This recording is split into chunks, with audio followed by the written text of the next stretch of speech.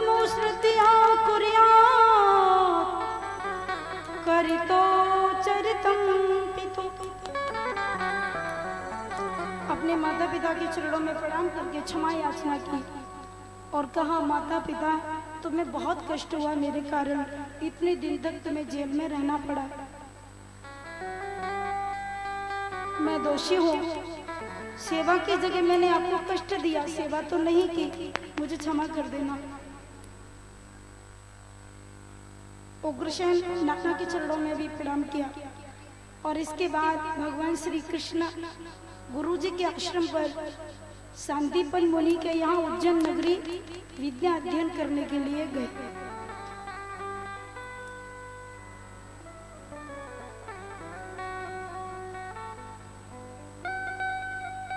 गुरु बनाना चाहिए। देखो, गुरु के बिना तुम्हें भगवान का दर्शन कैसे होगा? भगवान सामने खड़े रहेंगे तब भी तो जान नहीं पाओगे। भगवान के स्वरूप की पहचान तो गुरुजन ही कराते हैं। तो गुरु जरूर बनाओ, किसी संत को गुरु बनाओ।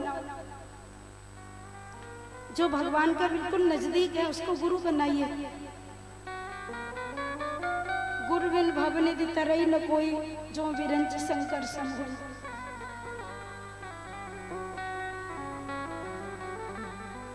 पर बाबा जी लिखते हैं, हरे शिष्य धन शोकन हरे, सो गुर घोर नरक में परे। तुम्हारा पैसा तो हर ले, लेकिन तुम्हारा अज्ञान दूर न करे। कलयुग में तो ऐसे गुरु बहुत हैं, लेकिन अब गुरुओं की बात छोड़ो, चेला उनसे भी आगे हैं।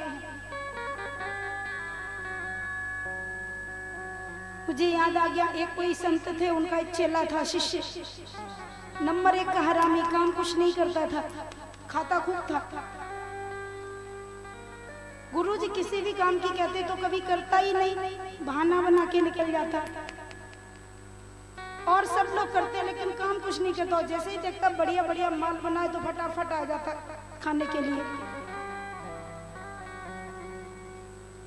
एक दिन गुरुजी रामायण का पाठ कर रहे थे। जेठ का महीना था, गैया घाम में बंधी थी, धूप में। तो गुरुजी ने अपने शिष्य से कहा, बेटा गैया का बंधन खोल दो, खूंटा से उसका बंधन खोल दो, तो धूप में खड़ी है तो वो छाया में खड़ी हो जाएगी, जाओ उसको बंधन मुक्त कर दो। शिष्य ने सोचा कि देखो गुरुजी ने काम के लिए बोल दिया, मैं तो नंबर 1 का हरामी हूँ, काम करता तो घर पे ही नहीं रहता। तो शिष्य ने गुरुजी से कहा, गुरुजी आप भी कैसे हैं, बंधन की बात करते हैं, बंधन खोल दो। बंधन शिष्य कब से खोलने लग गए, बंधन तो गुरुजी खोलते हैं। आप जाइए ना, आप तो भगवान हैं, संत हैं, आप ही बंधन खोल सकते हैं। हम तो संसारी आदमी कहाँ से बंधन खोल देंगे, आप ही खोल दीजिए। गुरुजी ने जाकर बंधन खोल दिया, गाय छाया में जाके खड़ी हो गई। 4-6 दिन बाद गुरुजी ध्यान कर रहे थे, पूजा कर रहे थे, और उन्होंने देखा कि पानी बरसने लगा। ऐसा लग रहा है कि बाहर बारिश हो रही है। तो गुरुजी ने अपने शिष्य से कहा, बेटा बाहर जाके देखो क्या पानी बरस रहा है। शिष्य ने कहा, गुरुजी ये बिल्ली बाहर से आई है, इसकी पीठ टटोल के देख लो, भीगी पीठ होगी तो समझ लेना बरस रहा है, और सूखी पीठ हो तो समझ लेना नहीं बरस रहा है। मुझे क्यों परेशान करते हो? अब गुरुजी ने सोचा कि शिष्य नहीं, पूरा गुरु ही मिला है, काम तो करता ही नहीं, हरामी है, खाने में नंबर 1 है। एक दिन शाम के समय गुरुजी लेट गए, भजन ध्यान किया, माला की और लेट गए, दीपक नहीं बुझा पाए। गुरुजी ने शिष्य से कहा, बेटा अब हम सब लोग सोएंगे, दीपक क्यों जल रहा है, तेल खत्म हो जाएगा, दीपक बंद कर दो, बुझा दो। शिष्य ने कहा, गुरुजी रोज रामायण पढ़ते हो लेकिन जीवन में उतारते नहीं हो, पढ़ते ही पढ़ते हो, क्यों? बोले रामचरितमानस में लिखा है, मुंह दो नहीं न कदम को नहीं, अपनी आंखें बंद कर लो तो कुछ दिखाई ही नहीं देगा। अब ये दीपक जल रहा है, जलने दो, तुम अपनी आंखें ही बंद कर लो, दिखाई ही नहीं देगा। गुरुजी खड़े हुए, दीपक बुझा दिया। चौथे दिन कोई भक्त आ गया प्रसाद बांटने के लिए, लो गुरुजी भोग लगाओ। बढ़िया खोए के लड्डू लेकर आया, महाराज जी ने भगवान शंकर जी को चढ़ाया, हनुमान जी को चढ़ाया, भोग लगाया और कहा चेला जी प्रसाद ले लो। अब खाने में तो नंबर 1 का था। जैसे ही गुरुजी ने कहा चेला प्रसाद ले लो, सो तुरंत आ गया, हाथ जोड़ के बोला गुरुजी मैंने आपकी 3 आज्ञाओं का उल्लंघन कर दिया, अब यदि चौथी आज्ञा नहीं मानूंगा तो घोर नरक में जाऊंगा।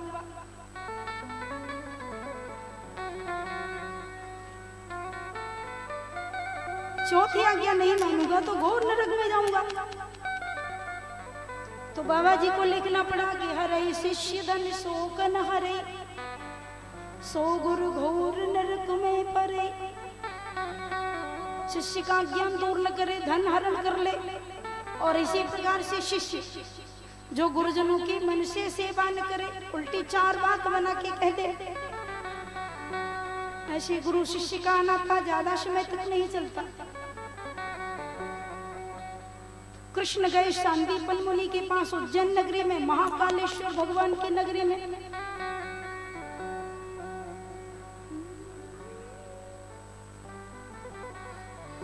बोलिए शंकर भगवान की जय हो। वहां गुरुजी ने, शांतिपन मुनि ने बड़ी सुंदर विद्या पढ़ाई, जिनकी श्वास से 4 वेद निकले हैं। उन भगवान ने गुरुमुख होकर के दीक्षित हुए, दीक्षा ली और अष्टांग योग का पालन किया।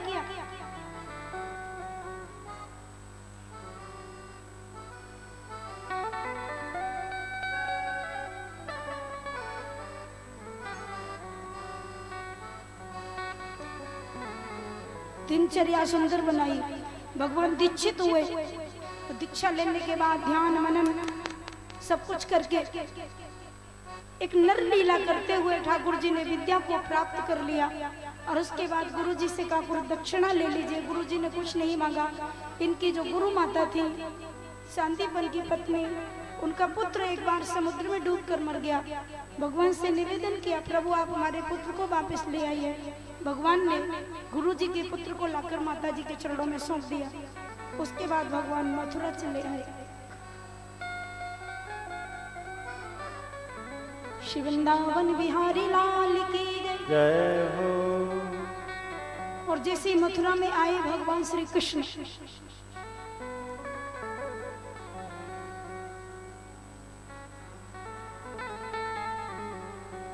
इधर गोपियां ब्रज की कृष्ण की याद करती हैं। परसों आगनिश्या ने परसों के बोल के गया था, लेकिन आया नहीं।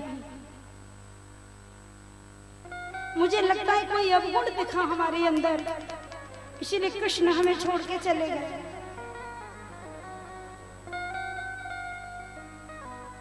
गोपियां रोते हैं कृष्ण की।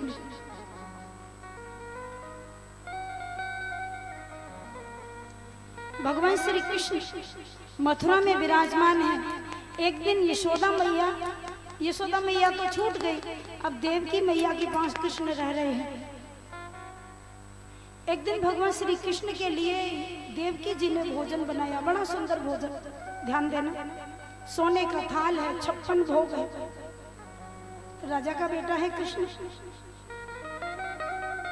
राजकुमार है। देवकी ने सोचा अब तक तो मेरो लाला ब्रज में रहो, आज मैं अपने लाला को अपने हाथ से भोजन कराऊंगी।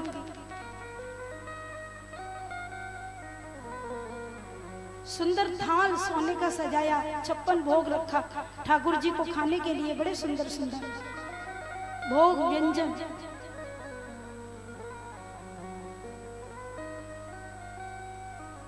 इधर गोपियां कृष्ण की याद करती हैं।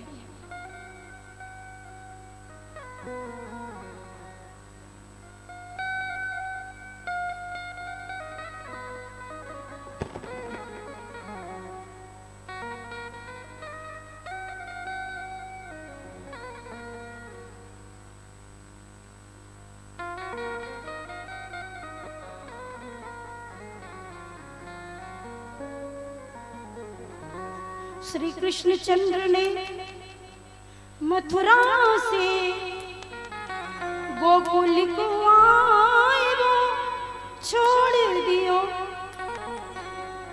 और तब से इन ब्रज गोपिन ने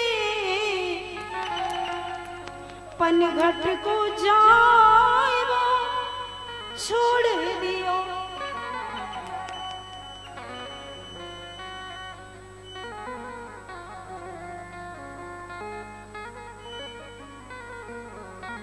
वहाँ बीन पखावज धरे रहे। गोपियां सोचती हैं कृष्ण तो मथुरा निवासी हो गए, राजा के पुत्र बन गए, अब हम गमार गोपियों के पास नहीं आएंगे। वहाँ बीन पखावज धरे रहे, अब बंसी को बजाए वो छोड़ दियो, और मेवा के भोग लगावत है, सखी माखन को चुराए वो छोड़ दियो।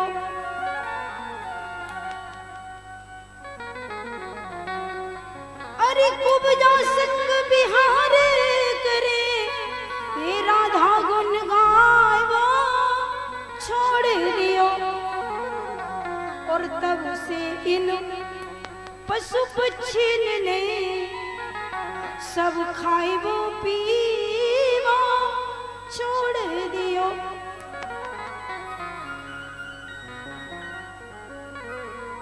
ब्रजवासियों की स्थिति, सभी गोपियां कृष्ण के विरह में रोती हैं। मैया बाबा की स्थिति बदल गई है। मैया की रोते रोते आंखों की दृष्टि खत्म हो गई है, कमर झुक गई है, बूढ़ी हो गई है मैया, कानों से सुनाई नहीं देता। एक दिन भगवान श्री कृष्ण के सामने थाल आया सोने का, देवकी ने भोजन 56 भोग रखा, और कृष्ण के सामने जैसे भोजन लेके आई तो ठाकुर जी बड़ी जोर जोर से रोने लगे, आंखों से आंसू टपकने लगे।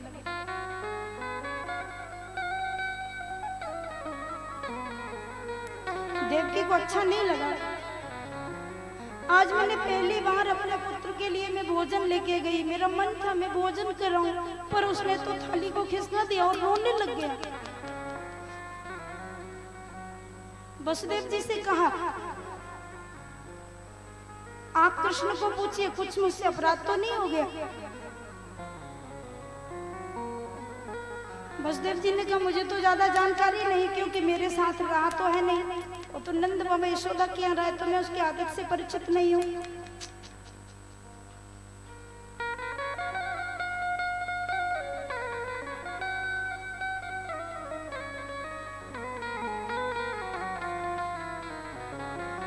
वृष्णीनां प्रवरो मंत्रे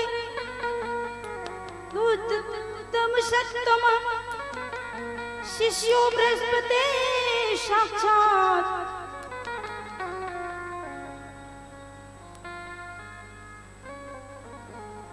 वृष्ण वंशियों में एक उद्धव है। कौन है? उद्धव कृष्ण के प्रिय मित्र हैं। आज वसुदेव जी ने उद्धव को कहा, उद्धव कृष्ण तुम्हारा मित्र है, तुम उसे पूछो। आज उसने देवकी के हाथों से जो भोजन का थाल गया, उसने भोजन नहीं किया, उल्टा रोने लग गया। क्या बात है? उद्धव जी ने आकर कृष्ण को कहा, लाला ये अच्छी बात नहीं है, तुम्हारी माँ बड़े प्रेम से भोजन लाई और तुमने भोजन नहीं किया, उल्टा रोके दिखा दिया। ऐसा करते हैं कहीं? और जैसे इतना कहा तो कृष्ण की आंखों में फिर आंसू आ गए। उद्धव ने पूछा, तुम क्यों रोते हो? कृष्ण ने उद्धव से बड़ी सुंदर बात कही। उद्धव मैं क्या करूं? इस थाली को देखते ही मेरी आंखों में पानी आ जाता है। बोले क्यों? कृष्ण ने कहा, उद्धव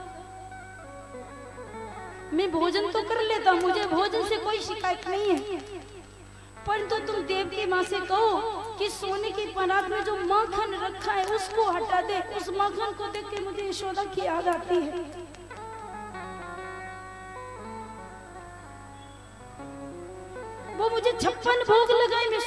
कर लूंगा, पर उसमें जो माखन है उसे देख के मुझे मेरी मैया याद आती है।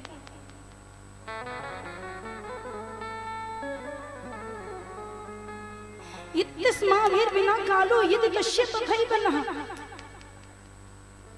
मैं सब ब्रजवासियों को छोड़ के आया, झूठ बोल के आया कि मैं परसों आ जाऊंगा। मेरी बूढ़ी मैया यशोदा, मैंने उसके साथ भी झूठ बोल दिया। लोग मुझे भगवान कहते हैं, मैं किस बात का भगवान हूँ? मैं अपनी वृद्ध मैया से झूठ बोल के आया।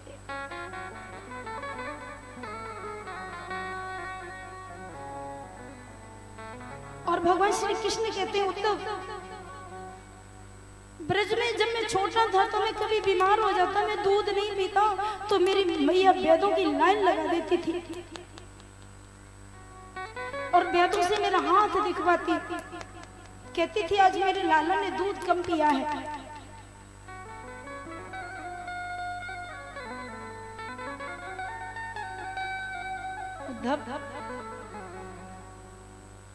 जितना प्यारा माखन यशोदा खिला सकती है उतना कृष्ण को कोई और नहीं खिला सकता।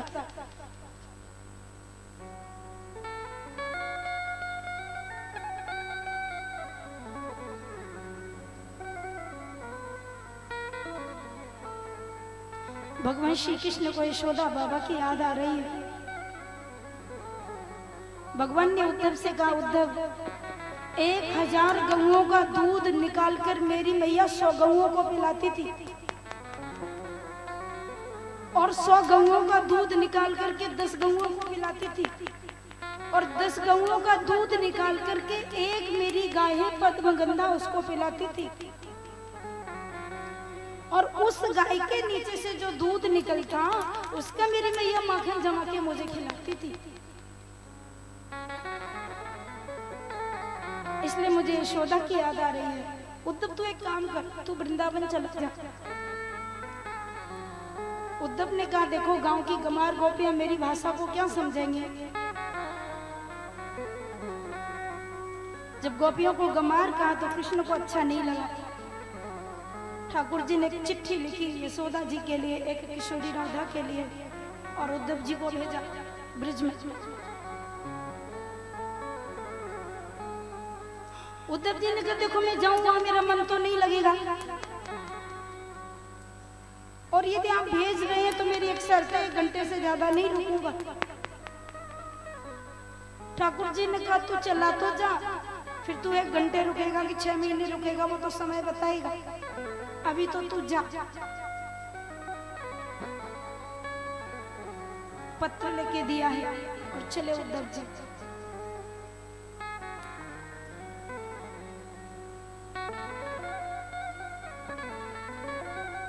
चलो ठीक है। गोपियों को ज्ञान देने के लिए उद्धव जी आते हैं। ये कथा आप सभी जानते हैं। उद्धव बड़े ज्ञानी हैं, बड़े ज्ञानी हैं। और देखो ज्ञानी तो ज्ञानी, भगवान को ज्ञानी प्रिय है परंतु भक्त ज्यादा प्यारे हैं भगवान को। एक बार एक ज्ञानी और भक्त में झगड़ा हो गया। ज्ञानी ने कहा कि भगवान मुझे ज्यादा प्यार करते हैं, भक्त बोला मुझे ज्यादा प्यार करते हैं। दोनों लड़ गए आपस में। तो बोले चलो उन्हीं के पास चलते हैं जो प्यार करते हैं, पूछे लेते हैं। दोनों भगवान के पास पहुंचे। भैया क्या बात है? बोले झगड़ा है। किस बात का? ज्ञानी ने कहा कि हम कहते हैं ये हमें भगवान आप ज्यादा प्यार करते हैं ज्ञानी को, और ये भगत कहता है कि भक्त को ज्यादा प्यार करते हैं। अब आप बताइए आप किसे प्यार करते हैं? भगवान ने ज्ञानी से कहा, भैया ये भी कोई पूछने की बात है? तुम ज्ञानी हो तो मैं तुम्हें प्रेम करता हूं। तो ज्ञानी ने कहा कि प्रेम तो करते हो लेकिन कितना करते हो? भगवान ने कहा जो ज्ञानी है ना वो तो मेरी आत्मा है, ज्ञानी तो मेरी आत्मा है। अब भक्त ने सोचा कि जब ज्ञानी को आत्मा ही बता दिया तो हमें तो अपने घर जाना चाहिए चुपचाप से लौट के। सो बेचारा मुंह टेढ़ा करके चल दिया, मुंह लटका के। भगवान ने कहा हाथ पकड़ के कहाँ जा रहे हो?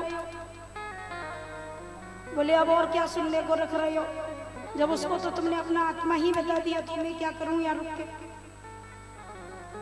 भगवान ने कहा अरे सुनो तो सही, ज्ञानी तो मेरी आत्मा है, तो बोले महाराज अब आत्मा से बड़ा तो कुछ नहीं है, मुझे तो कोई छोटा ही पद मिलेगा ना। पर भगवान ने भक्त से कहा गुस्सा मत हो जाओ, रूठो नहीं। ज्ञानी तो मेरी आत्मा है, परंतु भक्त तो मेरा परमात्मा है, भक्त तो मेरा भगवान है। अरे वाह वाह वाह, तालियां बज रही। भक्त भगवान का है, भगवान भक्त के हैं।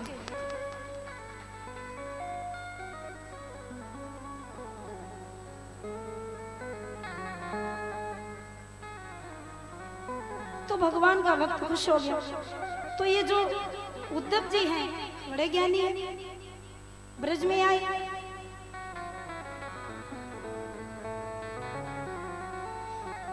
चले मथुरा से जब कुछ दूर, तो वृंदावन निकट आया। वहीं से प्रेम ने अपना अनोखा रंग दर्शाया। उलझ कर वस्त्र में कांटे लगे उद्धव को समझाने। तुम्हारा ज्ञान पर्दा फाड़ देंगे प्रेम दीवाने।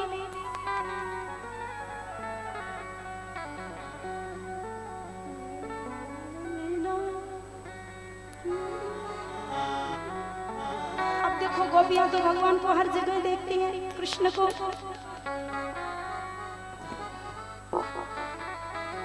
मंदिर में ही भगवान नहीं मिलते, गोपियों की तो आंखों में, नेत्रों में जित देखूं तित श्याममयी है, जिधर देखती कृष्ण ही नजर आते। मंदिर के अंदर जिन्हें तुमने देखा,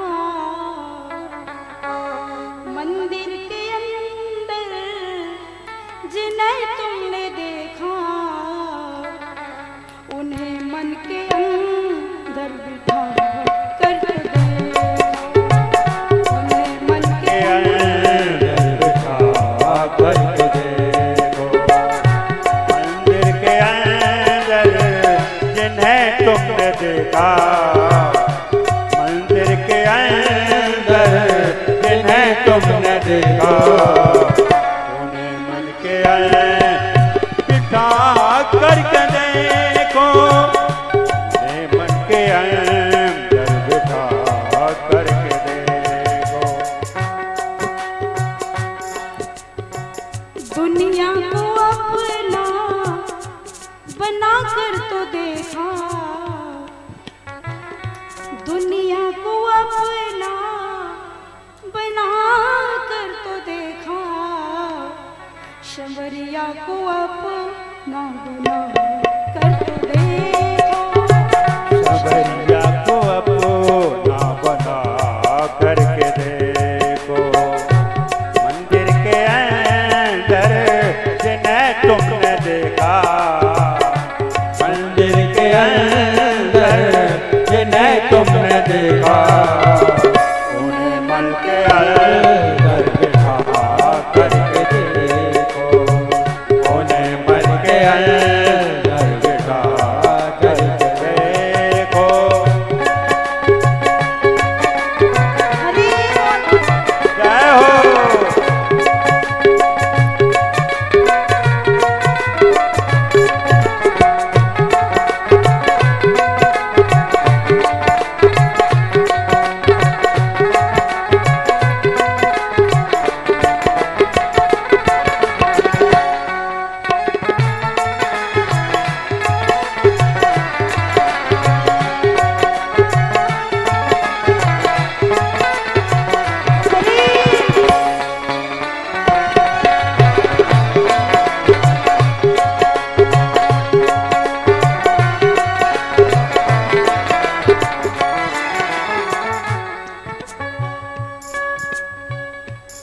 सबरी के जिसने मधुर बेर खाए, उसी ने सुदामा के कंदुल चबाए। सबरी के जिसने मधुर बेर खाए, उसी ने सुदामा कंदुल चबाए, वही राजेश्वर है, वही योगेश्वर है, वही राजेश्वर है, वही योगेश्वर है। पर्दा दुई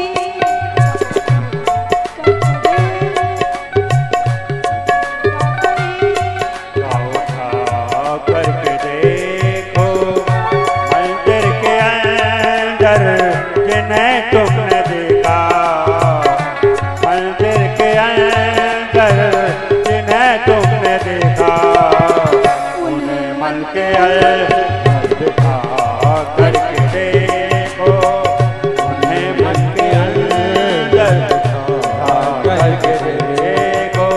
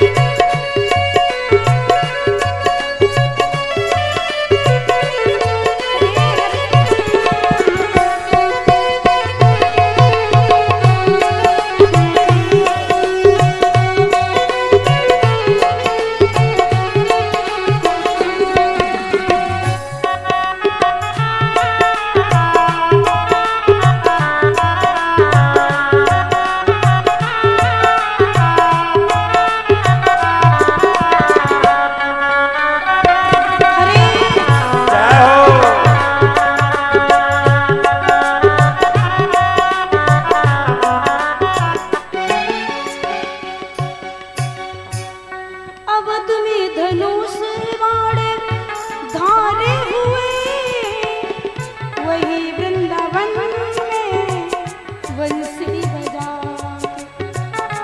अवध में धनुष बाणे धारे हुए, वही वृंदावन में बंसी बजा।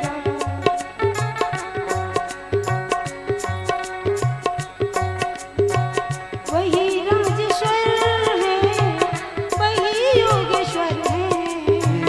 वही राजेश्वर है, वही योगेश्वर है। पर्दा दुई का उठा करके देखो, पर्दा दुई का उठा करके देखो, मंदिर के अंदर जिन्हें तुमने देखा, मंदिर के अंदर जिन्हें तुमने देखा,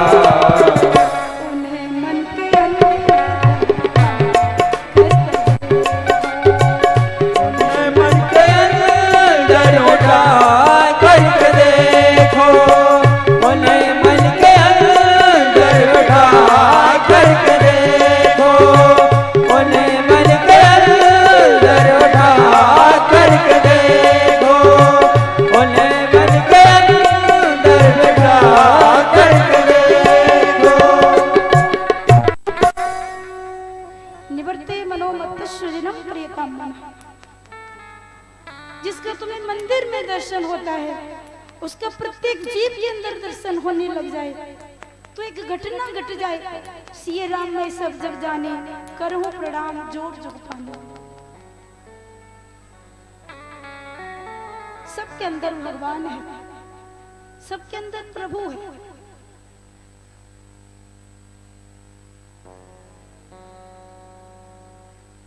इसी का नाम साधना है, इसी का नाम ज्ञान है। सबसे बड़ा धर्म क्या है? शास्त्र कहता है सबसे बड़ा धर्म आत्मनः प्रतिकूलानि परेशान न समाचरेत्। जो तुम्हारी आत्मा को ठीक नहीं लगता वही धर्म है। तुम किसी को सुई लगाते हो तो दर्द होता है, फिर तुम किसी पक्षी को मारते हो, तोड़ते हो, गर्दन उड़ा देते हो, उसको पका के खा लेते हो। ये धर्म नहीं है। आपको कोई एक गाली देता है तो आपको कष्ट होता है, तो फिर ये आप एक गाली किसी को देंगे, आपको गाली अच्छी नहीं लगती तो आप वो गाली किसी को मत दीजिए। जो चीज तुम्हें अच्छी नहीं लगती वो किसी को मत दो, यही धर्म है।